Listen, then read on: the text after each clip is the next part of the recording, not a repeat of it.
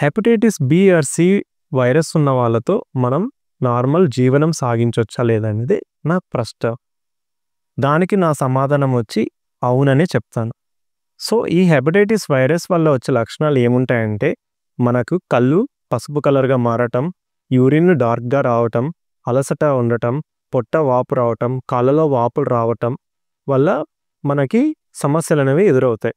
దీనికంటూ మనం వ్యాక్సినేషన్ తీసుకోవడం వల్ల hepatitis B or C virus వచ్చే ఛాన్సెస్ తగ్గుతాయి. దానికి మనము 0, 1, 6 నెలల్లో అంటే ఈ మంత్ 0 నెక్స్ట్ మంత్ 1న 6 నెలల తర్వాత ఇంకో డోస్ ఆఫ్ వ్యాక్సిన్ తీసుకుంటే సరిపోతుంది.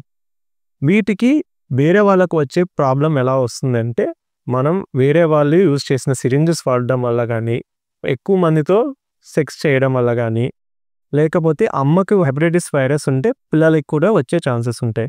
దీనికంటూ ట్రీట్మెంట్ విశ్వభారతిలో అవైలబుల్‌గా ఉంది. ఎప్పుడైనా గానీ మీరు వచ్చి ట్రీట్మెంట్ తీసుకోవచ్చు. ఈ నెల 28వ తేదీ జూలైన మీరు వచ్చి హెపటైటిస్ డేగా సెలబ్రేట్ చేసుకుంటాం ఇక్కడ. ఆ రోజు వచ్చి మీ యొక్క treatment and me lab test కూడా చేసుకోవచ్చు.